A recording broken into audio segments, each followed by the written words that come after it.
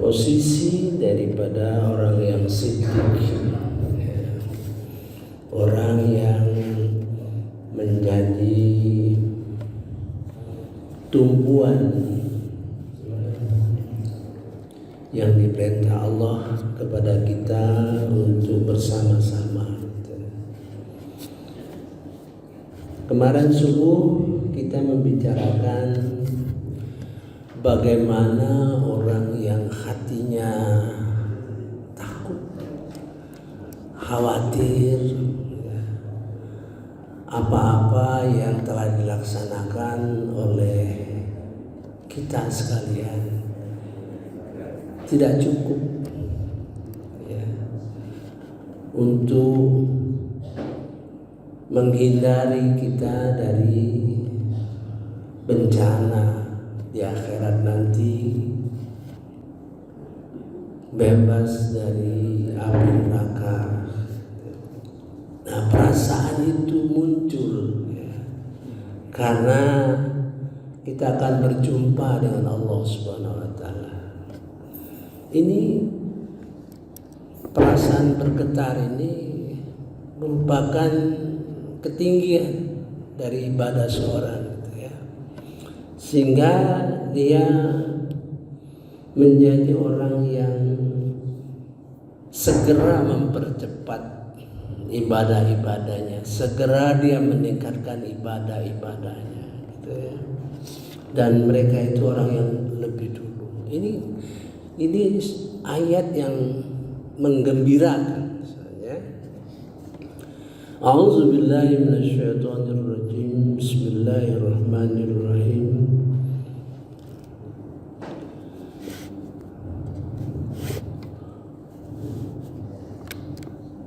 Wa qulubuhum wajilah, hati yang bergetar gitu ya,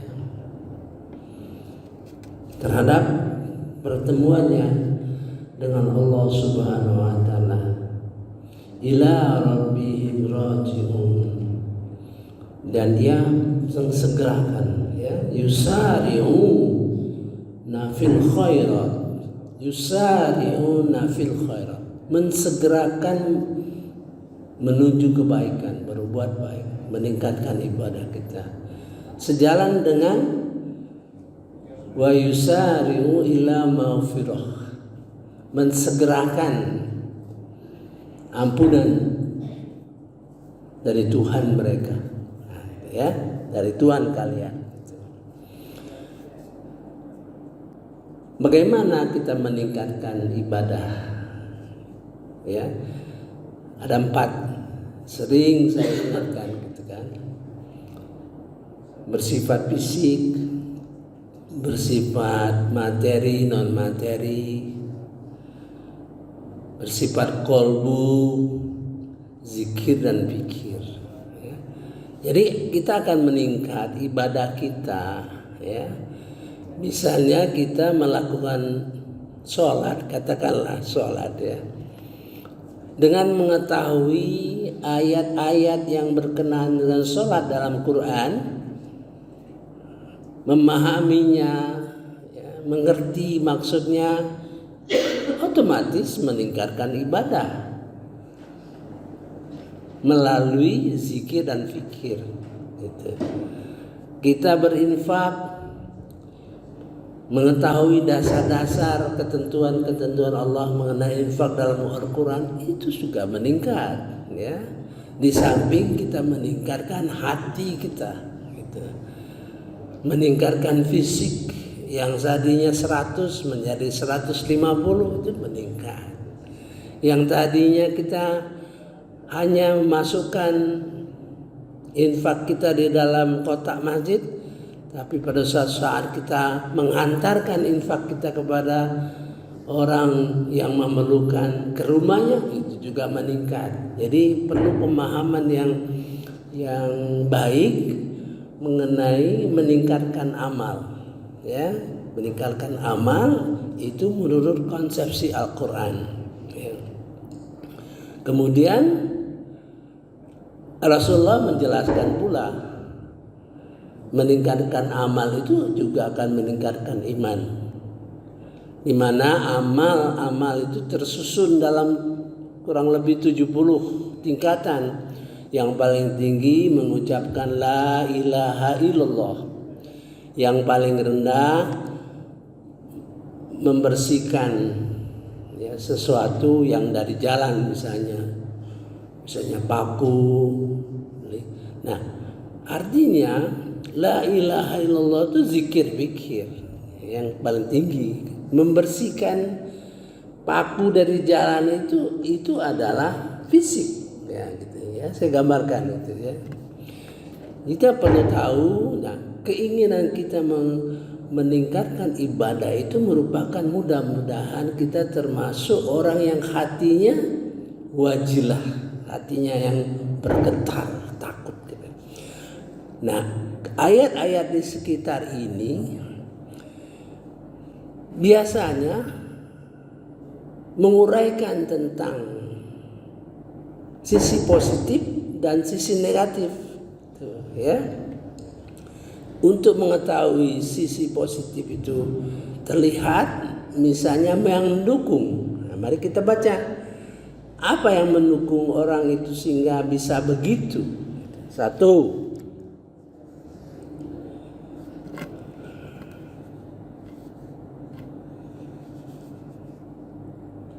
Takut, min khosyah, rasa takut.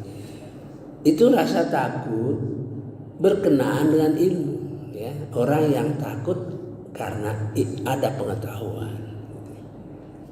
Khosyah itu takut karena ilmu. Wajilah juga takut karena resiko pertemuan dengan Allah Subhanahu wa taala ya gitu. Nah, karena ilmu dia jadi hati-hati. Musfikun tuh hati-hati dalam arti kita akan tahu resiko yang kita hadapi. Tahu akan resiko yang akan kita hadapi, justru dia hati-hati, bukan sembarang hati-hati ya. Resiko yang akan kita hadapi masuk neraka. Jadi kita harus hati-hati.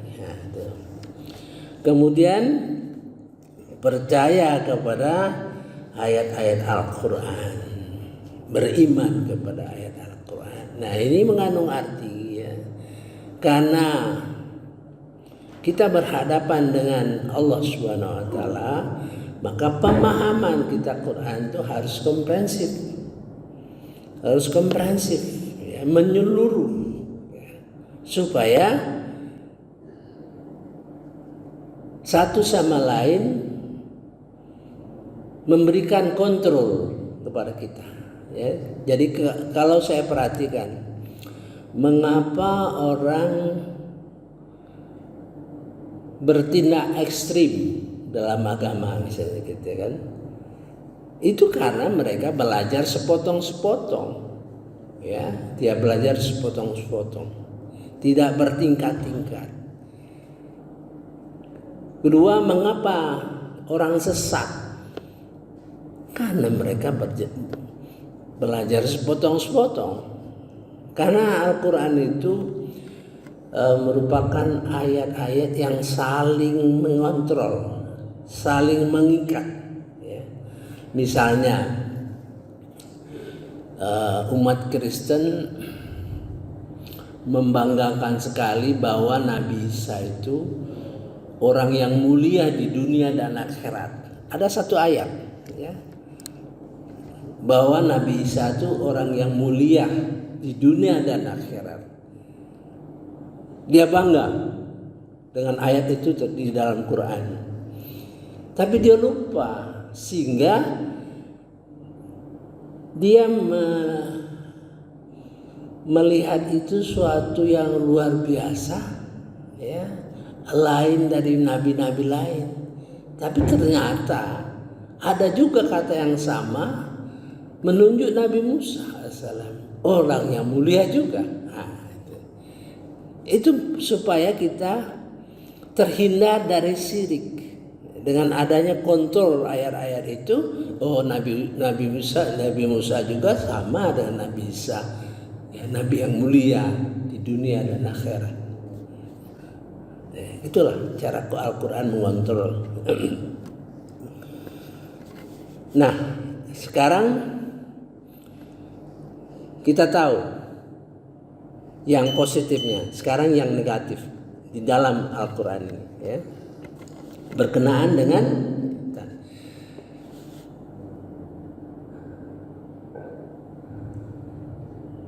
ayat nomor 63. Jadi orang itu baik karena dia berilmu, ya, gitu kan.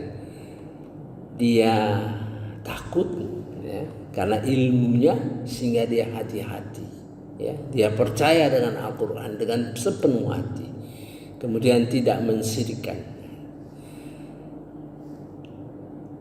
Lanjutannya, dia mempercepat, wasari'u fil akhirat, mempercepat ibadahnya, ya. Karena kita lihat, wala nukallifu nafsan illa wus'aha, dan kami tidak memberatkan seseorang kecuali sebatas kemampuannya. Kita bisa di sini terjebak oleh permainan setan.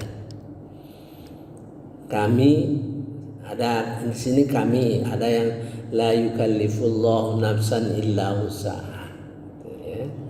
Jadi bisa terjebak kepada semangat kita.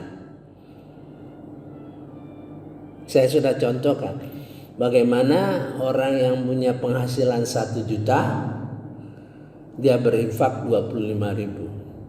Orang punya penghasilan satu hari, ya, 100.000, dia berinfak 25.000. Sama, ya, sama, tapi nilainya lain, ya, gitu. Begitu juga orang berilmu. Bagaimana dia harus punya kewajiban menyampaikan ilmunya itu semaksimal mungkin, sekuat tenaga, ya. Karena takut nanti jangan sampai apa yang kita telah laksanakan itu jauh dari standar yang ditentukan oleh Allah Subhanahu wa taala. Nabi Muhammad pun begitu, ya. Nabi Muhammad pun begitu. Waladaina kitabun yantiqu bil haqq. Di sisi kami, ya, punya catatan terhadap apa-apa yang kamu kerjakan dengan sebenar-benarnya. Ya, Allah punya catatan. Orang yang kaya tentu dituntut yang lebih besar. Orang yang berilmu dituntut pengorbanan yang lebih besar, ya. Orang yang punya pemikiran, kemampuan memimpin dituntut Allah Subhanahu wa taala untuk memberikan kemampuan kepemimpinannya itu yang menghasilkan sesuatu yang lebih besar, ya. Waladaina kitab yantiqu bil haqq wa hum la yuzlamun. Mereka tidak dizalimi. Tapi bal qulubuhum, tapi hati mereka, ya, fi ghamaratin. Ghamaratin itu air yang air bah. Jadi artinya apa-apa yang dipelajarinya dalam Al-Quran atau tidak belajar sama sekali tidak berkesan. Ya, kalau air bah itu kan menghancurkan segala yang ada, banjir, gitu, ya. Bal qulubuhum fi zamratin minha hadza. Jadi terhadap Al-Quran ini tidak ada bekas sama sekali. Sesat, dalam arti sesat. Al-Quran itu tidak ada bekas sama sekali. Artinya sesat, bodoh, gitu, ya. Min hadza, Al-Quran. Sehingga walahum a'malum min duni dzalik. dzalik, sehingga dia melaksanakan hati mereka orang-orang itu dalam kesesatan dari memahami Al-Quran ini, dan mereka mempunyai kebiasaan banyak mengerjakan pekerjaan-pekerjaan lain yang buruk yang terus mereka kerjakan. Walahum a'malum min duni dzalik, amal-amal kerjaan mereka yang lain sama sekali dari apa yang ditentukan. Hum lahu amilun, mereka juga amilun itu orang yang beramal yang sempurna, ya. Amilun itu orang yang beramal sempurna, tapi di sini beramal yang sempurna dari sisi negatif. Yang dituntut itu amilun terhadap amal-amal yang baik. Ini sisi sempurna dia melakukan kejahatan itu, ya. Sehingga apabila mereka ditimpakan siksaan kepada orang-orang yang hidup bermewah-mewah, di antara mereka seketika mereka berteriak-teriak meminta tolong. Ini digambarkan bahwa yang melakukan itu adalah orang-orang kaya yang berpoya-poya. Jadi tidak mungkin orang kaya yang berpoya-poya, hidupnya berglamor, tidak mungkin di dalam dirinya itu muncul perasaan yang gelisah, ya. Itu. Kemudian yang lainnya lagi, ya, yang di atasnya saya bacakan dulu lah. Allah berfirman, wahai para rasul, makanlah dari makanan yang baik-baik dan kerjakanlah kebajikan. Sungguh aku Maha mengetahui apa yang kamu kerjakan. Ini kepada Nabi dulu, ya. Tuh. Makanlah yang baik-baik dan kerjakan yang baik-baik. Sebenarnya sederhana, nanti kita lihat kedalamannya. Dan sungguh agama tauhid ini agama yang dulu, yang satu, dan aku adalah Tuhanmu, maka bertakwalah kepadaku, ya. Kemudian mereka terpecah-pecah dalam urusan agama mereka menjadi beberapa golongan. Setiap golongan merasa bangga dengan apa yang ada pada masing-masing golongan.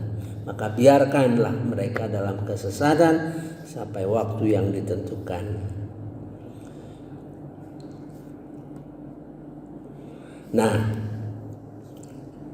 salah satu bahaya bagi kita, ya, adalah memasuki suatu kelompok, suatu golongan, ya, tapi yang timbul adalah berbangga-bangga terhadap golongannya. Nah itu, ya, itu berbahaya bagi kita dalam memasuki organisasi, di mana organisasi itu berkembang, ya, perasaan lebih baik, lebih sempurna, padahal di dalam kerjasama itu bekerjasama dalam tolong menolong, dalam kebaikan dan takwa. Nah itu, ya, saya kira cukup sampai sini dulu. Mudah-mudahan kita lanjutkan terhadap getaran-getaran yang lainnya. Subhanallah wa bihamdika asyhadu an la ilaha illa anta astaghfiruka wa atubu ilaik. Wallahu a'lam. Wassalamualaikum warahmatullahi wabarakatuh.